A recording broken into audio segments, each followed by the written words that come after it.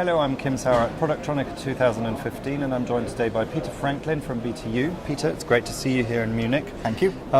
We talked a little bit about the software improvements that you made and the regulation features that you had for the ovens at previous shows and previous interviews.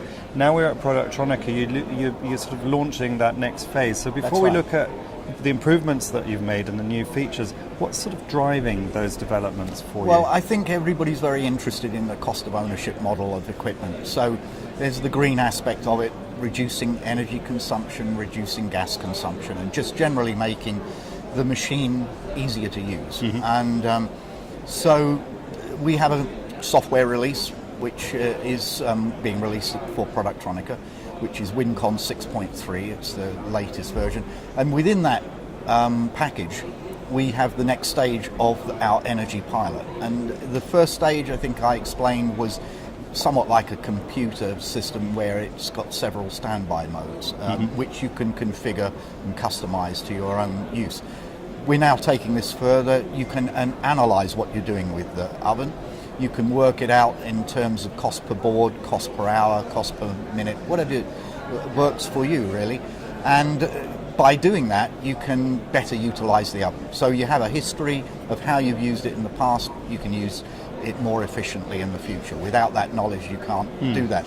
And moving forward, we intend to actually align that with some hardware improvements, options, let's say, so that would automate this process. Rather than you having to dial in some figures, it would actually collect those figures from monitors effectively. Okay, right. So at the moment, for the user of the oven, it's a collection of data from each use to build a complete picture to make future improvements, exactly. Which then has not just obviously quality improvements, efficiency improvements, but like you say, the cost. The cost of ownership should come down. Come down from that.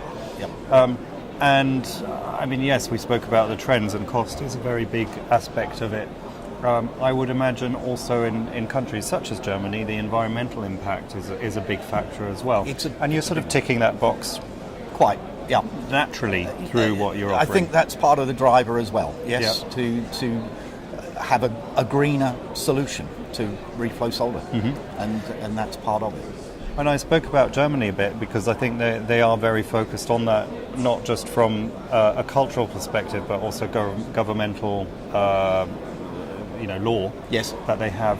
Is that something you're seeing in other countries that's emerging as a legal requirement, or is it a balance between legal and people's attitudes towards conservation of nature? I think it is a balance, but I think that it's driven very much, as you said, out of Europe, and probably key to that is Germany. You also see the same in Japan. Japan drives this kind of thing quite strongly as well. But it's a global influence, and whatever's happening today in Europe will happen tomorrow somewhere else anyway. So, Now, through the software solution, you're gathering a lot of data. One of the discussions here at the show, and that's been going on for a while, is the whole Industry 4.0 discussion. Now, the data that's collected through your system will feed into that overriding Industry 4.0 smart factory solution. yes. How much on your radar is Industry 4.0? How does that feed into your product development for the future? It's an important part of our product development, and we already liaise with a number of factory management systems. One of the problems is that everybody uses a different one. Yes. But we're trying to comply with everything we can. And we have an advantage in that respect because we have our own software house and we can develop the software accordingly.